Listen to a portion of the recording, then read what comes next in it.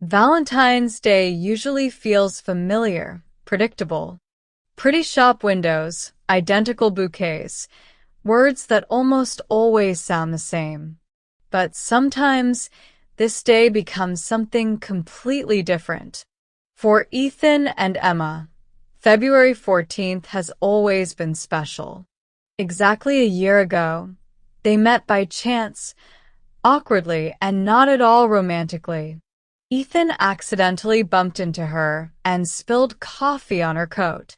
He apologized so sincerely that Emma, instead of being annoyed, just laughed. They spent the evening talking until the cafe closed, and when they stepped outside, the city was quiet and empty, as if giving them space to remember the moment. Then Emma said, "This is the strangest Valentine's Day of my life." Ethan smiled and replied, "Maybe it's the kind of days you remember forever." A year later, they planned to celebrate differently, beautifully, calmly, properly. but life, as it often does, had its own plans. Ethan and Emma weren't a perfect couple, and they never tried to be. He worked in IT, lived by tasks, deadlines, and reminders on his phone. She was a freelance designer, capable of talking for hours about color and mood and forgetting about time. He was used to planning everything, she to feeling. Sometimes they argued over trivial things. Sometimes they didn't understand each other at first, but over the year they learned the most important thing, to pause and listen. That's why their second Valentine's Day was more important than the first.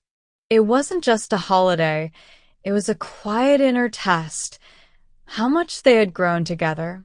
Ethan started thinking about a gift early. He didn't want banality, and he didn't want to pretend that this day was just a tradition.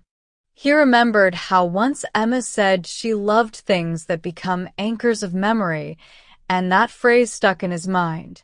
After long consideration, he chose a simple silver ring. No stones. No bump. Inside, he had engraved the date of their meeting. Holding the little box in his hands, his heart trembled slightly. He understood that it wasn't a proposal, but a small gesture that could convey feelings words couldn't contain. Emma chose her gift differently. She wasn't looking for a symbol.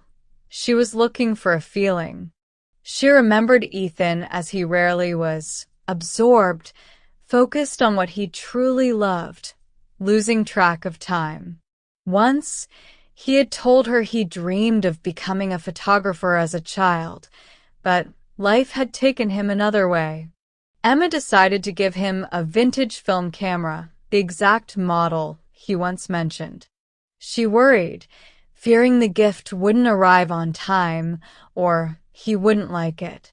When the package finally arrived, she felt relief, as if an important piece of life had finally fallen into place. The morning of February 14th began quietly. Soft light filtered through the curtains, and the city was still unhurried. They exchanged brief greetings, promised to meet in the evening, and went about their separate tasks, confident that the most important part of the day was still ahead. Sometimes, these early moments, when nothing disturbs the quiet, feel the most reliable and significant. It was a day that promised to be good, and naively they believed it would be. Sometimes a day behaves as if it's alive. It doesn't break plans immediately, but carefully tests how attached you are to them. The first flower shop was closed. The second met Ethan with a line of men, all wearing the same tense expressions. When he was told the red roses were gone, he unexpectedly felt not anger, but a philosophical calm, and chose purple flowers, convincing himself there was a special meaning in it. Later, he almost left the little box with the ring in another car, then got a flat tire, and the wait at the service stretched into infinity. The mechanic said, "Today, something is going wrong for everyone." And that phrase suddenly felt eerily accurate to Ethan. Emma's morning began with a power outage. She stood in front of the mirror, phone in hand, trying to fix her hair with her fingers, smiling at the absurdity of it all. She carried the camera with her all day, afraid to leave it anywhere, and even in a cafe almost caused a scene when someone accidentally nudged the bag. They were supposed to have lunch together, but Ethan was delayed. Messages came one after another, and Emma eventually left the cafe without ordering. She walked down the street, realizing she was more tired from trying not to be disappointed than from waiting. Ethan returned home late in the evening. He sat in the car for a few seconds, gathering his thoughts, then went up to the apartment. Emma was in the kitchen, holding a cup of tea. They looked at each other and smiled. No holiday, no expectations, just relief. They embraced silently, as if the entire day had been too loud to discuss out loud. They reheated a simple meal, lit a single candle, and sat at the table. Ethan took a small box and placed it in front of Emma. He said he had wanted to give it at dinner, but the day had decided otherwise. Emma opened the box slowly, as if afraid to disturb the moment, and saw the ring with the date inside. She didn't say anything loudly. She simply put it on and smiled. Then she brought her gift, the camera. Ethan held it carefully, as if it were not just a device, but a reclaimed part of a dream. He remained silent for a long moment before saying, "Thank you."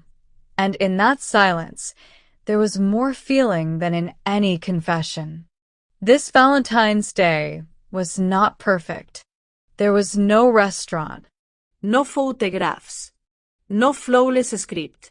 But there was a late evening, the warm glow of the kitchen, and two people who had lived through a difficult day and still chose each other. Sometimes love isn't a holiday. It's the ability to reach the end of the day and realize that with this person, even the most ridiculous and slipping away day has meaning. Well, our day with Ethan and Emma has come to an end. And as we can see, even on Valentine's Day, the universe knows how to throw in a few surprises. Closed stores, a flat tire, gift bags that practically beg, "Don't drop me." And strangely enough, that's where the real magic lies. Love isn't in a perfectly cooked dinner or perfectly chosen gifts. Love is in laughing at the little things that don't go as planned, and in the calmness beside the person who accepts it all with you. So next time your day doesn't go exactly the way you wanted, remember, sometimes a late evening with a cup of tea, a little chaos, and someone by your side, that's the truest celebration. If this story made you smile, warmed your heart, or simply reminded you of the quiet joys, give it a like, share it with friends, and don't be afraid to let yourself laugh at life. Sometimes that's the best plan for the day.